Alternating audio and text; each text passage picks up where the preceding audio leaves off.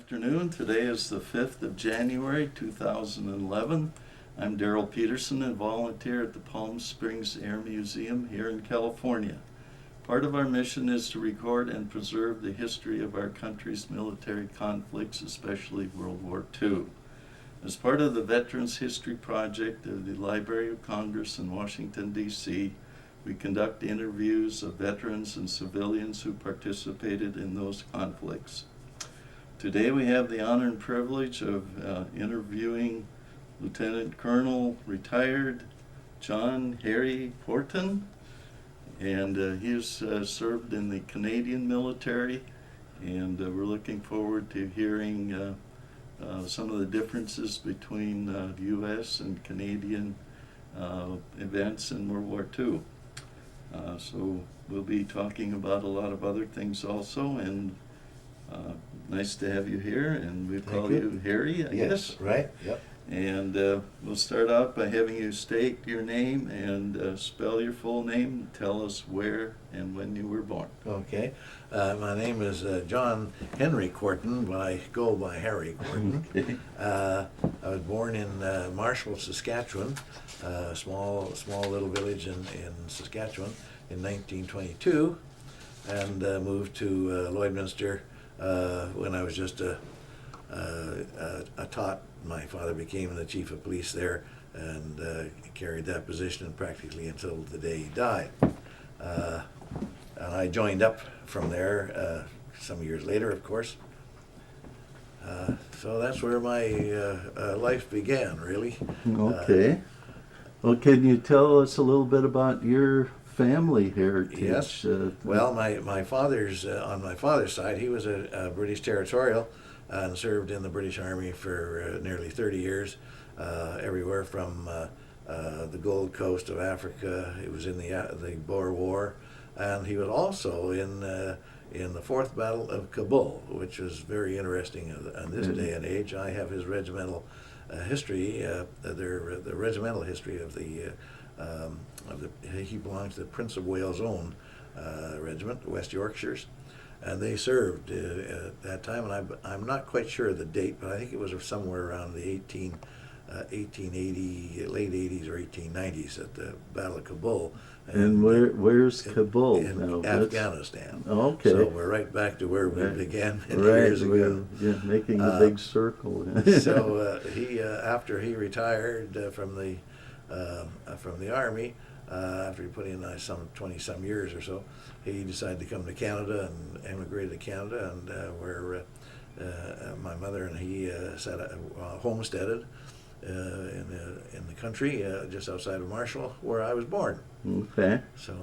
So the Canada had a Homestead Act, I guess, similar to the U.S. I think it was very similar. Yeah, okay. They chose land and or whatever they did, and if it was unbroken land, they got so much money for breaking the land and so on and so on. And what year about? He came out in 1904, right after the Boer War. All right. Yeah. Okay, so I guess probably the U.S. had started that a little bit earlier. Probably, yeah. Yeah. Yeah. Okay. That was a lot of the colonies that came out in that particular area was very British. It came under a fellow by the name of Reverend Lloyd, an Anglican minister, and he brought what they call the bar colonists, and they settled in that whole particular area. And even today, you go back and you see all the British influence with all the small villages and so on, and which many are gone now. Yeah. But the old schools and churches, particularly, because Lloydminster became the center point, and it was a minster, which is very particular to Britain, where they had the minsters and then the other churches in the countryside around it, and that's how it got started in our particular area anyway. Okay. Can you locate where you were? Just a little relation to some of the bigger towns. Yeah, Lloydminster is right on the Alberta and Saskatchewan border, about 175 miles east of Edmonton, and about the same distance from Saskatoon. So it's right between the two cities. All right. Yeah. So. And today it's right in the middle of the oil patch.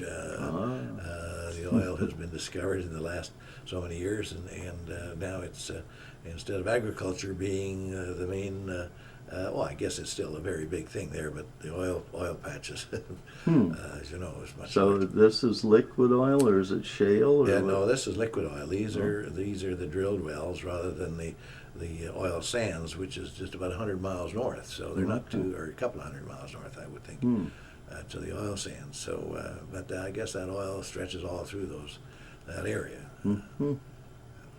So I grew up there, took my schooling there, and Tell us about the schools. Let's see, you were born in 22. Okay, so you're starting school about 1930s, So, roughly. yeah, somewhere in there. Yeah. Okay, I just try to get the timeline Sure. right, because things change as Yeah. the years go on. So what kind of school was this? Like a one-room? No, this was a proper our public school, and proper big public school went up to grade 8, and then the high school was from 9 to 12. Okay, so it must have been a fairly decent-sized town then. Oh yes, it had a population of about 2,000, I would think, Okay. when I was a youngster. Of course, it's quite a large was a city now, of course. But it was and it covered a very large agricultural area, what they call the trading area, and it would cover the population that would be, quite extensive. Okay, so did you live at home and commute Yes, I lived to at home school? until lived at home until as a matter of fact, I quit school to join the Army. Okay, but how did you get about then? The school was some ways away from your just home? just so many blocks. Okay. It was a walkable distance. Okay, Yeah. so A walkable All right. distance to the public school, and the high school ended up was only about 2 or 3 blocks away. So, no problem there. Okay, I was just wondering. Yeah, how no, it wasn't a country people school where that we were had. further out. Right. Did they? Well, let's take that for instance. How did the ones that lived further away Well, say in those they're days, 5 miles Yeah, from well, town? they didn't have buses in those days, as No. a matter of fact, and so they had a stipulation, I think, where youngsters within I'm not sure if it was about a 4-mile distance that they had to walk, Oh. and either way, whether you walk to the big town or to a small country town. And but those kids had to put up with a lot in those early days. They got a lot of exercise. Yeah, and in those cold winters and so on, Oh, it was quite a thing. Right. Oh yeah. As a matter of fact, in my growing up years, I was a chum of mine lived on a dairy farm about 2 miles out of town, and I used a lot of time out there, and sometimes I'd get to stay over and maybe go to school on the Monday morning or so. And we'd ski behind a horse to get to school. Right, yeah. But there was lots of stories about those too. I could imagine. Okay, so there wasn't, were there country school, the one-room country schools? Oh yeah, there was. Oh yes, every few miles there was a country school in the covered a certain area, and some were larger. As a matter of fact, my mother, when my father and mother moved out there, my mother taught school at one of the country schools, and until she had her family, and there were 4 boys, so pretty soon she had her hands full. So her teaching days. And what was her heritage then? She was born in England, of course, and her family on her side, strangely enough, all her brothers were all Navy. And so I was betwixt and between when I went to join up. I thought I was going to join the Navy first, and when I went off with my chums to Saskatoon to join up in 1939, of course I wasn't near old enough, but anyway, the Navy wasn't recruiting that particular time. They were still getting organized, sort of thing, and so I put it off until spring. And then a bunch of my chums, we all decided we were going to join up, and we went and joined the Army. Okay. So started my Army career when I was 17. So you graduated from high school? No, I didn't. No? I never finished school. Oh, wow. That's another. I finished school many years later, correspondence, and because I rose in rank, but I didn't have a commission. And the only way I could get a commission, of course, was with a proper educational Yeah. thing. So I took my educational courses and so on, and passed my grade 11 exams to get my commission. Okay. So So, do you remember the December 7th, 41? I remember it well. What was the reaction Well, in as a matter of Canada? fact, at that time we were stationed in a place called Debert, Nova Scotia, and that was the last dropping off place, training area that Canadians went through before we went overseas. Mhm. And we'd been in Debert for a number of months. Matter of fact, we had not too long before that received our first tanks. All our tank training had been done at the Armored Corps schools in Camp Borden, and now we were on our own at Debert. We got our first tanks. They were Ram tanks, with no guns on them. But the gunnery, the chaps who were taking gunnery had to take that on special guns that they had set up in the training centers and so on. Mhm. But our first tanks, and when the balloon went up in Pearl Harbor, 7th of December, and I remember it well. And when the order came out, we were put on standby, 24-hour standby immediately, and that lasted for a few days until they figured out what was happening and so on. And then, Mhm. of course, we were stood down. So, what did the Canadian government do? Did they declare war? Canada declared war on the 9th of September, 1939. Okay, this Yeah. was during the Battle of Britain. That's before the Battle of Britain. Before, Yeah. okay, yeah. The British, I think, declared war on the 7th of September, and we declared war on the 9th of September. And But that was against Germany. That's right. Yes. Japan was. Well, then that's right. Well, then they immediately declared war on Japan, following the United States. And, Okay. and so everything went into action on the West Coast and all that sort of thing. All the defenses and so on were then put in place on like Vancouver Island and places like that. Yeah. And some of those old bits of forts are still there today. Yeah. Yeah. Well, heavy cement. Yes, that's right. Yeah. Lasts a long time. Yeah. So then from there, we shipped out of we were only 100 miles from Halifax. So we shipped over from Halifax in the early part of 1942. As a matter of fact, we were on the water the same time as the Dieppe raid was taking place on France. Mm. And anyway, we landed in Scotland and then moved on down into England, and we trained there for nearly 2 years at one place or another, and then all the specialty courses, every kind of classification that you can think of was taking place in England, because England was well set up with training centers. Yeah. And of course the Canadians took advantage of all those kind of things, that rather than setting up their own. Okay, but they kind of remained as separate We stayed. commands. I guess. Absolutely. There was no integration of commands between. No. Okay. We stayed under our own command, but we were in different areas that we got under the command of a British general or so on, because of that area. Mhm. Like Field Marshal Montgomery, he actually was in the general in charge of the southern part of England before the invasion, or before he went to Africa. Mhm. But of course, he had really nothing to do with the Canadians. They went on with their own training and things like that. Okay. And then, of course, we had the two divisions down in Italy, the 1st Infantry Division and the 5th Armored Division, that we sent to Italy. We fought all the way through. And we then got into the invasion training, of course, with landing craft and all those sorts of things, getting ready for the big D-Day event, Mhm. which we had no idea whatsoever when that was going to take place. And I must say, it was one of the best handled piece of secrecy, I think, that I can remember. Yeah. Wherever you went around Britain, of course, you saw all kinds of buildup of troops and vehicles and ammunition. Like you go down a country road and these great big trees that would the canopy over the roads. The ammunition was stored all the way along underneath these trees. So it was a well planned out affair until we got the word to waterproof our vehicles, and then of course once we got that word, we knew that the day was coming pretty quick.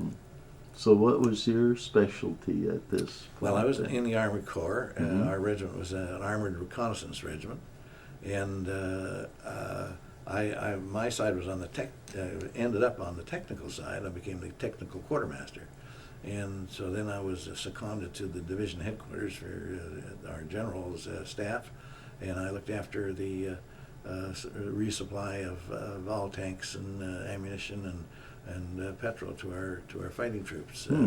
So that was quite a job. Yeah, it was quite a job. You don't want to run out of gas. No, that's for sure. Heat of battle. Yeah, and then we finished our training before the invasion, and as I said, we waterproofed all our vehicles, and then when the event went on, we went, and there again, how they kept those things so secret, because you could go into pubs and things like that in the evening, but you wouldn't hear a word. You wouldn't hear a word about anything. Well, all the German spies had been caught by that time, I guess. Yes, and it was. And their reconnaissance photographs weren't. Sure. Weren't and showing of course, it some of the camouflage stuff that they pulled off. They had rubber tanks and they had rubber trucks. Airplanes. I've seen pictures of blow-up airplanes. Yeah, and the thing, you'd see these things in the edge of the trees, to make them think that was a big harbor, and all it was imitation trucks and things like this, and so on. And I guess it fooled them, and even to the point where they used General Patton as the guy that was going to invade Dover, and had his army over on the one side of England there, and they had all these dummies all set up, and the Germans bought it. They thought the attack was coming over there. And, that was a kind of a critical thing, if I remember right. Yeah, that it was. Hitler hesitated because he thought the invasion starting there was not the real one, and that there was something. The big invasion was going someplace else besides. Well, on trips over, like I go overseas just about every year. I'm the president of my regimental association and have been for 20 years.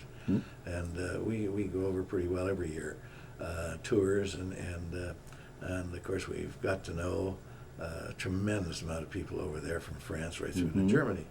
And you hear some of the stories. Now they're getting few and far between, because the older folks are going just like our troops are. But you hear some of the stories that they told about when the invasion really happened, and the reaction of the Germans and things like that. Particularly when they saw the ships coming, landing craft and so on, and then of course when they saw these tanks come out of the water, particularly the dual drive tanks, there they are. Here is something floating in the water with a big gun on it. They didn't know what they were facing. So there were many stories that the civilians over there would tell about those things. Yes, and that was another thing, how organizations worked. When we were going over, you went over on different ships and then onto different landing crafts, and you thought everything was so well organized that you'd have a piece of everything on every boat. But gosh, on my particular landing, or on our Liberty ship that we went over to the beaches before we got onto the landing craft, I looked around. I had no officers. And I thought, well, this is a real hiccup.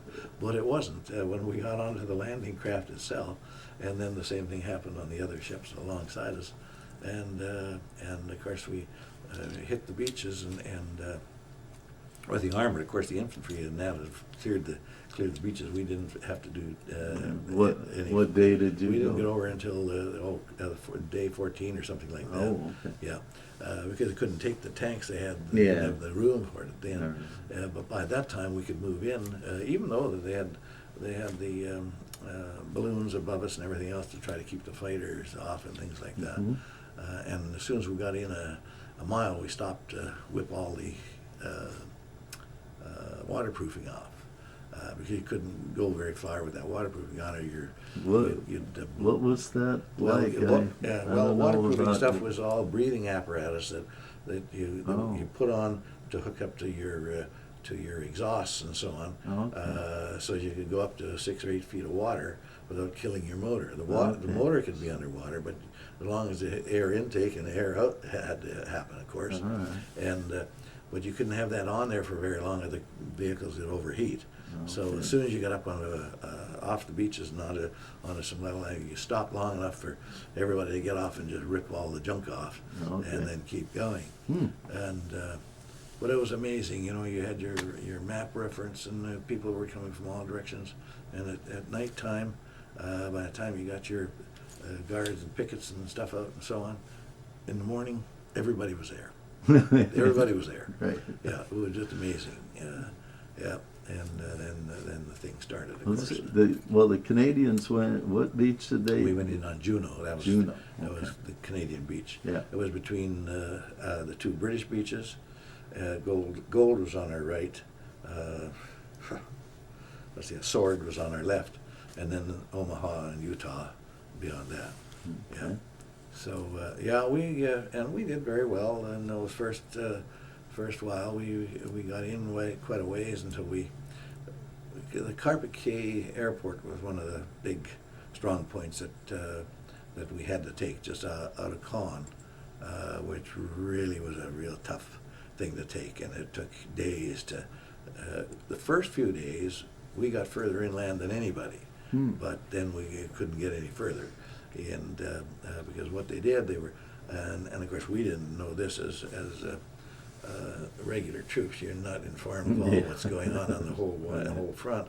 And of course the idea was to make as much a show on our front, so as General Patton and Bradley, General Bradley and the two armies could move around through the Cherbourg and come up the other side, and come in encircling movement.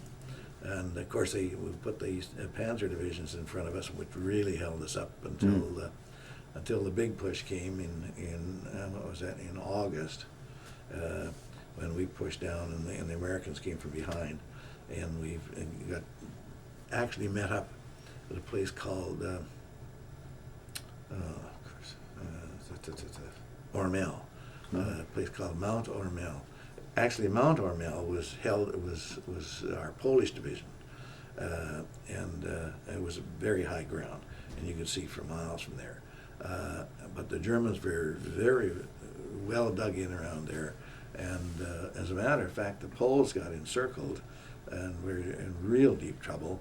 And as we were pushing down towards to meet the Americans at Trun, our commander had to take most of our squadrons, most of our armored brigade away to go and help the Poles, because they were being surrounded, and consequently we were slower in getting the gap closed than we should have been.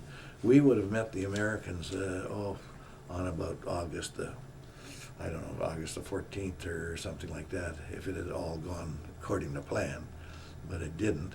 And I don't think we met until about August the either 18th or 20th or something like that. And actually it was the Poles who actually made the first contact with the Americans, and we were in between. So, but we closed the pocket where we had two German armies now encircled, but there was only one, and we held the only spot that they could escape from. And of course by this time we were with our other brigade, part of the brigade over at Mount Ormel, we were down in strength, and we had one squadron and a company of infantry trying to keep the bridge at St. Lambert's or Dives, and And that was about the only escape route that the Germans had, and they used every tactic you could think of to try to get across that little river. They gave up most of their vehicles. They were all coming out practically on foot, and they kept to the edge of the river until they tried to get across our bridge, and that's where Major Curry was. And fortunately, he held it, and for 72 hours, I think, without any help or anything else. And as a matter of fact, he was awarded the Victoria Cross for that action. But if we'd had more strength there, we would have captured a heck of a lot more Germans than what we did. But I think, in all, with the Americans, the Canadians, and the Poles, I think captured somewhere in the neighborhood of about 200,000 Germans. So, right. Yeah. But and how did you get the logistics of handling them too? Oh yes, and of course that was one of the biggest bugbears of the whole thing. We weren't prepared for anything like that at all, and so to be sending prisoners back down the line, that meant you had to give up so many men, vehicles to transport them, and all this sort of thing. So which really, where did they go? Well, they took them just back a few miles actually, and set up cages, and where they were processed and that sort of thing, and then they were good many of them they shipped over to England, of course, after they had gone through the processing and all that sort of stuff. But it was a pain in the neck. So, how did the logistics go from you to somebody that can get you supplies, and how did they arrive? Well, that's something we never hear too much about. Well, as a matter of fact, it brings up a good point. When we were on the Liberty ships coming out of the Liberty ships came out of the Thames estuary, and most of the big other landing craft, the infantry landing craft, came out of the south of England because they only had a few miles to go across. Yeah. And so the big Liberty ships that had all the tanks and things like that on them, we went way down. So we would be at sea. And I'll never forget, I saw these great big huge spools in the water, and all of them must have been 200 feet high at least, I would think, and they were being towed by tugboats, and then we were told what they were, and they had the plastic pipe on them, and as they were going along, they were laying a plastic pipe unrolling all the way across the channel. That right? I never heard that. Oh, and that's how the gasoline got to France. So they had a 20-some mile pipeline. That's right, and that came out at the other end, and where I think it was handled by the Army Service Corps.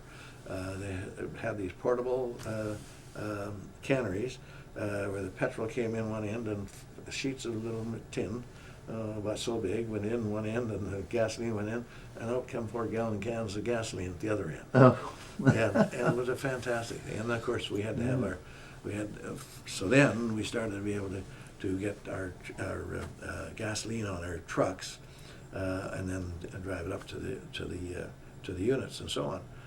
But as you realize, the further and further away, the harder and harder it got to bring our goods up. Yeah. Fortunately, with the pipeline, they were able to move it, but then other stuff, food and ammunition and all that sort of thing. How did the food? Well, that all came over on ships, and that's when they built and that was the other thing that we saw, but we didn't know what they were. It was the Tilbury Docks, and the Tilbury Docks were huge cement and steel structures. It was one of Churchill's ideas. I recall reading the story about it. He was on some trip or other, and with one of his engineers, and he told him, he said, after the Dieppe raid, of course, back in 1942, was for one purpose only, and that was to find a port that they could capture right off in an invasion, so they'd have a place to bring in the supplies and so on. Well, as you know the story of Dieppe, the brigade got broken up. They went in 2 different sections, and I've walked it by foot, and the port itself is about half a mile, 3/4 of a mile inland, nicely covered through a channel. And so when they hit the beaches, they had part of their force go one way and part the other, and they put in tanks, and they had the Churchills.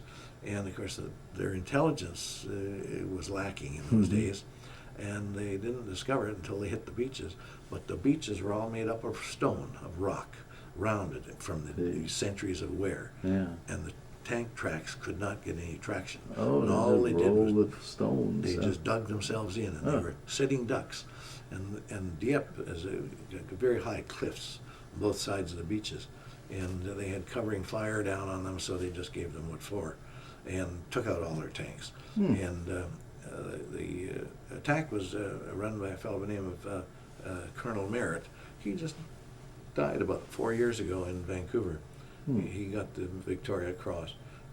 But he went in, and he got through on the side of the channel that he wanted to get through, but the others, Toronto Scottish and some other regiment, didn't get through. So instead of going all the way in and all being captured, he pulled back and got a good many of his men out, but he stayed behind and was captured.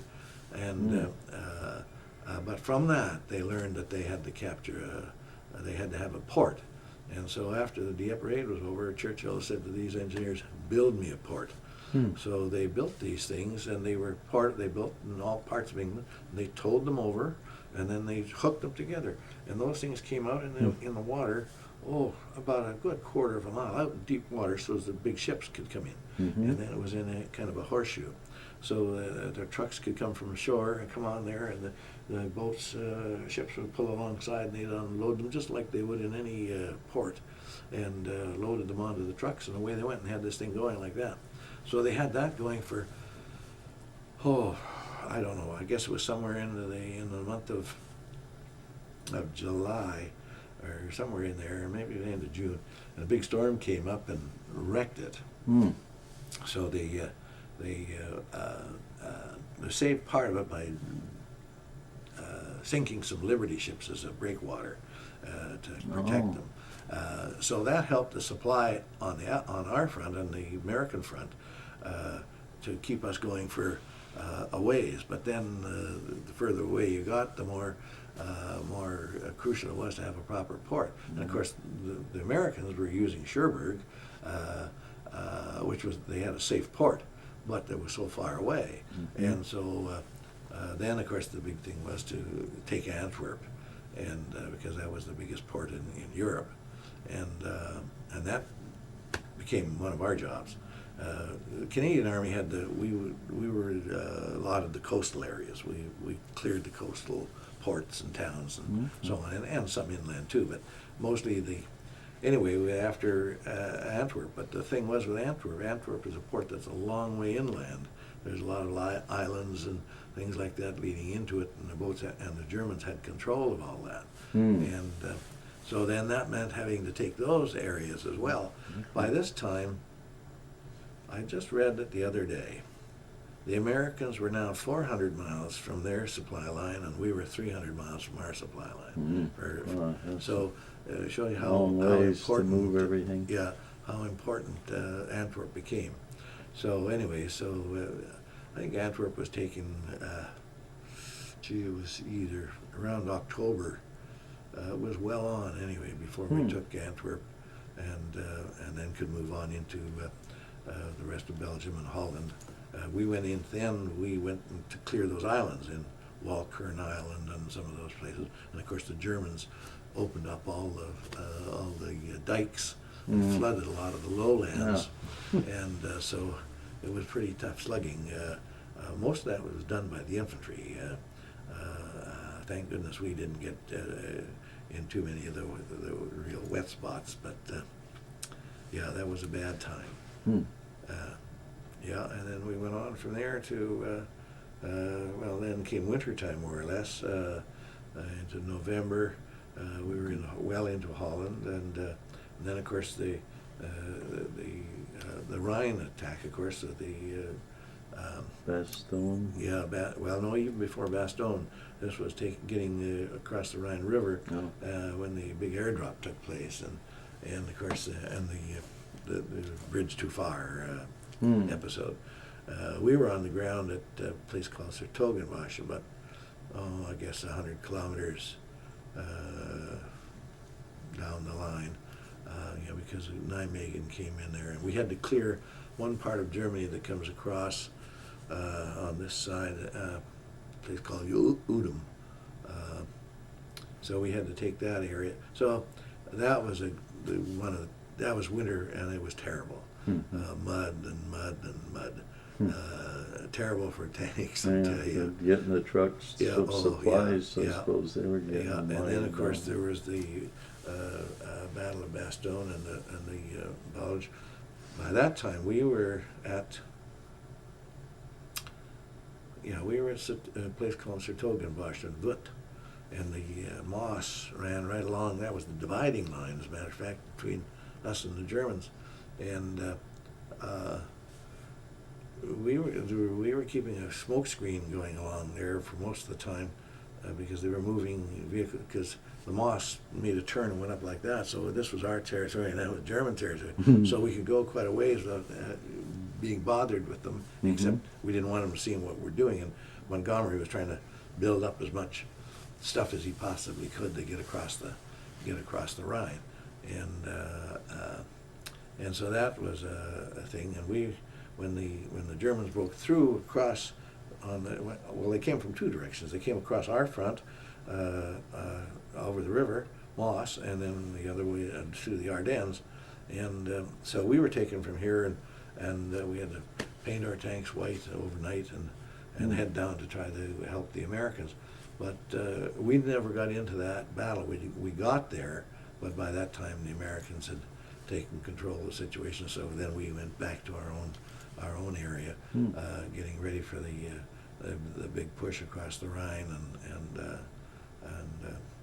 and once that was done, and that was a scary thing, going across the floating bridge. You wonder if those things are going to hold up and all the rest of it, but they did. And then from then on, really, it was a chase, a real chase. But some bad spots. I think the worst spot we ever saw was that thing at the big battle in south of Caen at the Battle of Falaise, and we called it the Dead Horse Gulch. The Germans still were using a tremendous amount of horses and stuff for transport, and it was the most ugly looking thing you ever saw in your life. Between the Army and the Air Force, there wasn't much left of any of them, horses or men. It was terrible. Anyway, we ended up at the end of the war. We ended up between Oldenburg and Wilhelmshaven, just about up on the North Sea there, and so we stayed there for a little while. Actually, our big job there was bringing the Germans back into Germany, captured, for bringing them back for their own demob, and we did that for a number of weeks before they moved us back to Holland, and we stayed there. Well, I stayed there right until the very end, because I was single, and my rank. I got nailed. We were called the Frozen Few, and we stayed behind to take the equipment away from the other regiments. So you were a lieutenant colonel by now? No, I wasn't. No, I was still a sergeant major. I was a top sergeant major. Okay. And I hadn't got my commission yet, and we took all the vehicles and all their equipment away, and then the troops would head for the repat depots and then when it came. And then they closed those up one after the other until we got down to the Hook of Holland was the last one and we were the last ones out. I had about 30 or 40 men, I guess, and we had nothing. We didn't even have firewood for the fireplaces. The guys were breaking up the camp. As a matter of fact, they take the beds and they were all wooden slats, And this, I will never forget this Dutch major calling me to the office one night. And it was cold. It was in February 1946, and snow on the ground, and they said, "Your men are breaking up the camp. They're ruining things." And I said, "Well, have you got any coke or coal for the fireplace?" "No, we don't have any." I said, "Well, good night, sir." and they kept going. So eventually a boat came, and we got on it and got back to England. And then, of course, we sat around there for weeks waiting for boats, because. Big thing, the invasion was a big thing, but it was a big thing to get the troops home after the war was over.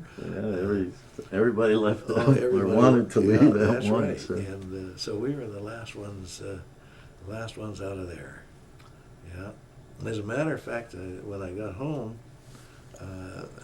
my regiment was already holding their first reunion in Edmonton. They really? When I got off the train. Yeah. And I went right to the hotel with a kit bag and checked in, and they didn't even have any room in the hotel for me. But one of my old captains came along, and he said, "Oh, don't worry, we'll come and stay with us overnight." So we got into the reunion, and I was the only one who was still in uniform. Everybody else had already been discharged and everything else. Shed those clothes. Oh man, what a time! Yeah, but then I was down getting my discharge a month later in Calgary, and I ran into my old 2IC, and so he said, "Oh, we got a big meeting in Edmonton next week. We're starting a new regiment." And I said, "Come on, I'm just getting out." And he said, "You be there." And so anyway, I was there, and so were a good many of the regiment. And we started a new militia regiment, or reinstated an old one, actually, is what it was, 19th Alberta Dragoons, an old cavalry regiment. And So were you out of the military? Yeah, I went out of the regular and into the reserves. Okay. Yeah. Right. So I didn't have any lapse of time at all. Yeah. So started there again, and then I got my commission, and went ahead from there. And I stayed in for I did 6 years on the regular, and then I did 40 years in the reserves. Is that right? Wow. Yeah. You really So did. yeah. So I ended up I commanded 2 different regiments over my time, and But how does the reserve work there? Is it all volunteer, just, of course. But is it a part-time thing? Oh, yes. Oh, Like yeah. our National Guard? That's right. Yeah. So you had another occupation? Oh yes, yeah. Okay. Yeah, I was in the newspaper business, and well, I had apprenticed as in there before I'd gone overseas, and so I worked for the Edmonton Journal, one of the big newspapers in Canada, still today, and stayed there for 7 years, but decided it wasn't my forte. So then I went out in sales, and I went into well, first of all, I was selling school and hospital supplies to begin with, and then I got hooked up with, through my Army life, I went on to become a captain, then a major, and then I was appointed the aide-de-camp to the Lieutenant Governor of Alberta, and that's the Queen's representative. Each province has a representative of the Queen, and I became the senior aide, and I served 5 lieutenant governors in 22 years. Wow. And consequently, that opened a lot of doors. And so I got to know a lot of the diplomats and diplomatic corps, and we formed a company which I ran, international trade. It was called Can Trade International. And we ran trade shows all around the world. Oh my So gosh. I did that. That kept you busy. Huh? Yeah, I stayed at that practically right to the time I packed it in. It was great because that opened a lot of doors, and I because of that I was involved in every royal visit in Alberta for about 30 years, I guess, or something like that. So you met the Queen? Oh, I know the Queen personally? I aided the Queen, Prince Philip, and as a matter of fact, Princess Diane, we had her 21st birthday when she was in Edmonton. Wow. And I aided the old Queen Mother. She was a great gal. And there was I could tell you some stories about that. Well, we'd be glad to hear. Having the Lieutenant Governor was a lady. Helen Hunley was the Lieutenant Governor, and she said, "Well, what can we do about?" No, it wasn't a lady. No, it was Franklin Staunton. What can we do for we had a state dinner the night before, which was put on politically with the Prime Minister or the Premier, all that sort of thing. So we wanted something more or less informal. And I said, well, why don't you have something with the young people? And Queen Mum loved Girl Guides and Boy Scouts and things like really? that. Okay. So she said, okay, go ahead. So I arranged it, and she had a lot of OUs out there from people. So after people with their sons and daughters that were in cadets and 4-H clubs and guys, Boy Scouts, and we had put on a big luncheon at Government House, and all these kids, they were all, I guess, from 12 to 15 or 16, something like that. Mm-hmm. And the Queen Mum just had a great time with them. And of course, we tried to keep things on a schedule. And I had her lady in waiting and her a couple of other her staff, and we had set up a luncheon place out in the patio for us to have lunch while they were eating inside.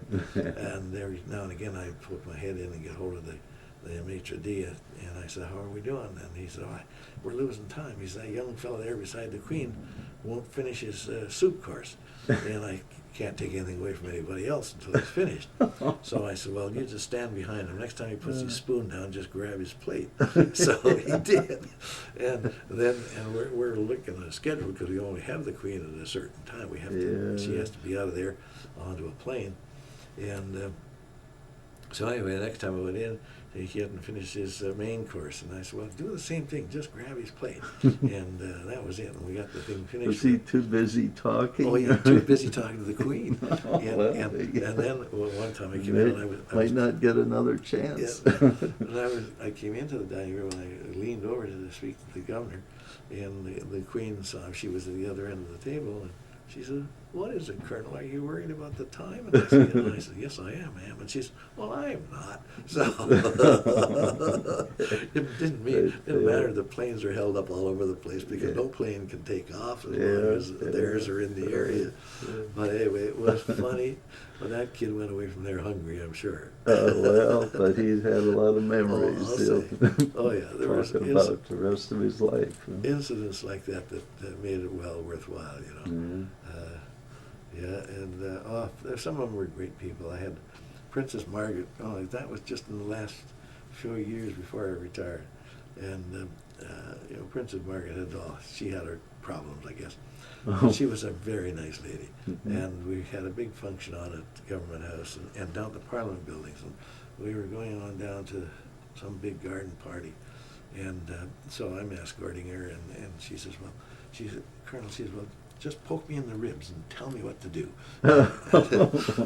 Oh yeah, she was just a great. As a matter of fact, of all the royals that I had aided over my years, she was about the easiest to handle. You know, handle. It's probably not the right word, but look after. She was a very nice lady. Well, most of them all were really. I don't know how they put up with that kind of a schedule that they do, but Jan had, and then of course we had in those days we had the Churchill Society. Well, as a matter of fact, we still do. The Churchill Society. We formed a Churchill Society back in, oh dear, I can't remember the years. It was when Churchill was still alive. We were the only Churchill Society that was formed before he died, and we had his blessing for the thing.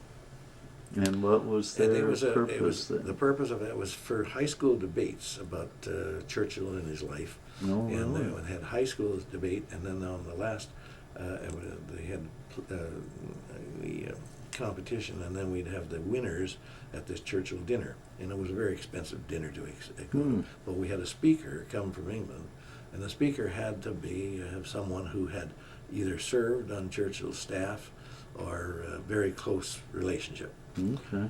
Either one of the generals, like we had General Mark Clark one year, Field Marshal Montgomery, Field Marshal Alexander, Lord Hailsham, all these people that had been very close to him during the war. And the members, though, were they school? No, the members were people like yourselves. Anybody in town wanted to join the society so and put up a few $100 to belong to it. I don't know of anything equivalent to that. No, Where they actually debated each other as adults. Yep. With normally we think of as a school. Well, it was the competition between the high schools around the province, and then we'd have the meet off, and then those kids that won would be presented at the Churchill dinner to the speaker, and given the Churchill Award and so on, and it still goes on to this day. And as a matter of fact, I hadn't been to one I've been retired over 20 years.